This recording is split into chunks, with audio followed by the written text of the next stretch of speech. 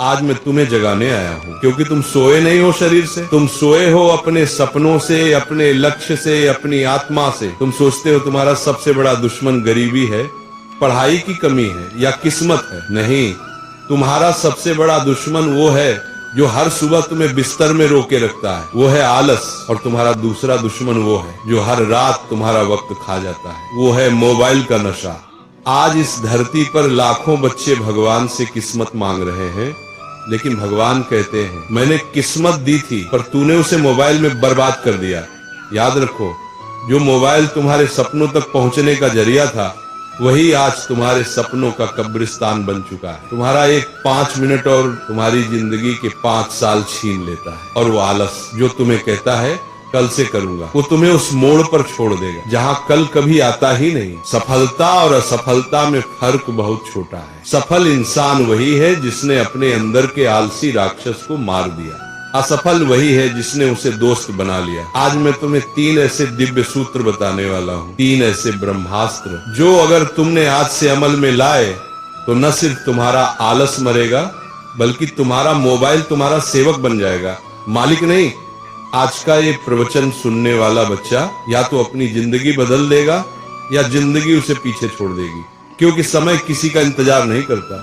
पहला सूत्र, मन का स्वामी बनो, दास नहीं। मोबाइल बुरा नहीं है, लेकिन जब तुम उसके गुलाम बन जाते हो तब विनाश शुरू होता है। मोबाइल तो एक औजार है, पर जब औजार इंसान को चलाने लगे तो समझो विनाश निश्चित है। तुम कहते हो थोड़ा रिलैक्स करने के लिए खोलता हूँ, और फिर देखते देखते 2 घंटे निकल जाते हैं, तुम्हें पता भी नहीं चलता। और तुम्हारा ध्यान, तुम्हारी ऊर्जा, तुम्हारा समय सब उस स्क्रीन के भीतर कैद हो जाता है। सच्चाई सुनो, मोबाइल ने तुम्हें आलसी नहीं बनाया, बल्कि तुम्हारे मन की कमजोरी ने तुम्हें मोबाइल का गुलाम बना दिया।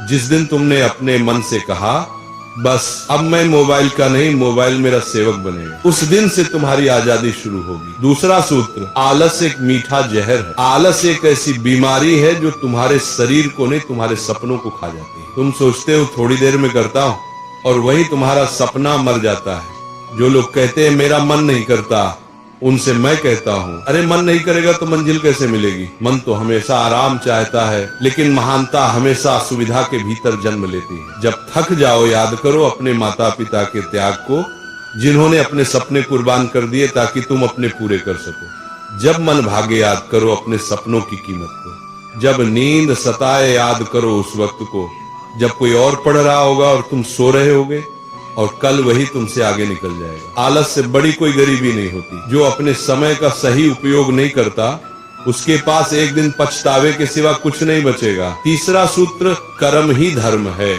बच्चों, अगर तुम सच में बदलना चाहते हो तो रोज सुबह उठकर सिर्फ एक संकल्प लो, आज का दिन मैं अपनी मंजिल के नाम कर दूंगा।